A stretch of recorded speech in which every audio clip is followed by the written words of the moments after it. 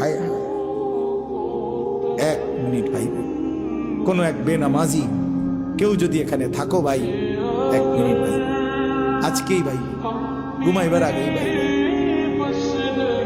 নবীজি জিজ্ঞেস করবে, উম্মত আমি 23 বছর উম্মত, হাসরের ময়দানে নবী বলবে, আমলনামা দেখাইয়া বলবে, প্রত্যেককে সুপারিশের জন্য নবীজির কাছে চাইতে হলে আমলনামা জমা দিতে হবে। ওমা, সুপারিশের কোনো কাগজপত্র নাই, কথা কোনা, কোনো নিয়ম কানুন নাই নাকি? কোনো ফাইল জমা দিতে হবে না তো নবীজি তো দেখবে, নবীজির সামনে তো আপনাকে বলতে হবে, ইয়া রাসূলুল্লাহ, এই যে আনিসুর রহমান আশরাফি, এটা আমার ফাইল, আপনি দেখেন আমার জন্য একটু সুপারিশ করেন আল্লাহর কাছে। আল্লাহর নবী দেখবে 30 বছর সুদের ব্যবসা, 60 বছর বয়স, 60 বছর পর্যন্ত বিড়ি সিগারেট খাইয়া গেছে। 30 বছর, 60 বছর বয়স, কোনদিন গালি ছাড়া কথা বলে না।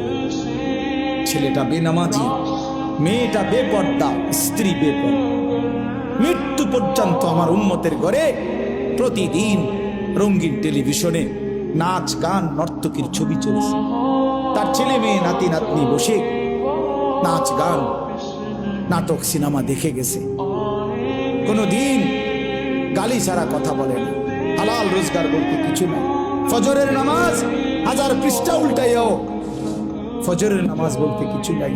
আল্লাহর কসম, আমরা উর্দু কিতাবে পড়ছি, নবীজি চোখের পানি ফেলে দিবে, নবী কাঁদবে, আল্লাহর নবী কাঁদবে, বলবে, উম্মত আমি সেই নবী যে 23 বছর তোদের জন্য কেঁদেছিলাম, আমি সেই নবী যে পেটে ক্ষুধার কষ্টে 2টা পাথর বাঁধছিলাম, আমি সেই নবী তায়েফের রক্তে যে সমস্ত শরীর রক্তাক্ত করেছিলাম, উহুদের দান দান শহীদ করা রক্ত নিয়ে ময়দানে পড়েছিলাম বেহুশ হয়ে। আমার এত রক্ত, আমার এত চোখের পানি, আমার এত ক্ষুধার কষ্টের বিনিময়ে উম্মত এই আমলনামা, তুমি আমার এত বড় বেইজ্জতি কেমনে করলে? আমি কেমনে আমার আল্লাহর সামনে এটা দেখাবো যে আয় মাওলা, এটা শ্রেষ্ঠ নবীর শ্রেষ্ঠ উম্মতের আমলনামা? বলে কোন বাপ যদি 8 বছর ছেলেটাকে ইউনিভার্সিটিতে পড়ায়, তো গরিব বাপ তার ছেলেটাকে মনে করেন ভিটা মাটি বসত সব বেচ্চা, নিজে না খাইয়া ছেলেটার 1 লাখ লাখ টাকা পড়ালেখার খরচ দিছে। 8 বছর পরে, 6 বছর পরে বাপ রেজাল্ট সার্টিফিকেট দেখতেছে যে ফেল। ওই বাপ কি পরিমাণ কাঁদবে? ওই বাপ কি পরিমাণ কাঁদবে? ওই বাপ বলবে না যে বাপ, আমি তোরে মানুষ করার জন্য, তোর পড়ালেখার খরচ দেওয়ার জন্য ভিটাটা বেচা ফেলছি, মাটিটা বিক্রি করে ফেলছি, আমি জীবনে কোনো সুখের নাগাল পাই নাই। এই বছরও ভাই, এই গত হজ্জেও এক জিদ্দা থাকে এক প্রবাসী ভাই, আমি তো হজ উমরার সফরে গেলে প্রবাসীদের রুমে রুমে যাই,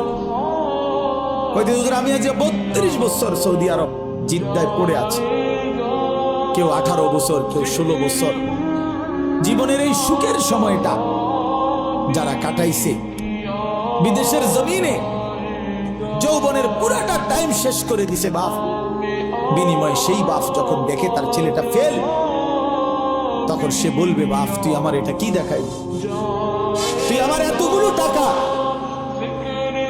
তুই আমার এত বড় বেইজ্জতি কেমনে করলি বাপ? এটা বলবে না?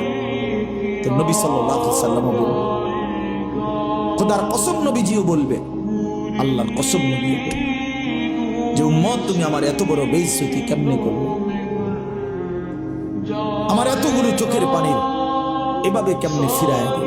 এই জন্য একজনই, আমি আবারও বলছি, আমি সংখ্যায় বিশ্বাসী না, কয়জন শুনছে খোদার কসম আমার এটা কোনো ফিকির না, আমি এক ফিকিরের বিশ্বাসী যে একজনই বোঝেন, একজন প্রিয় নবী সাল্লাল্লাহু আলাইহি সাল্লাম এবং সাহাবায়ে কেরামের কলিজার মধ্যে এই ফিকির ছিল মৃত্যু পর্যন্ত, যে আল্লাহ পাকের এক এক বান্দা কিভাবে জাহান্নাম থেকে বাঁচবে।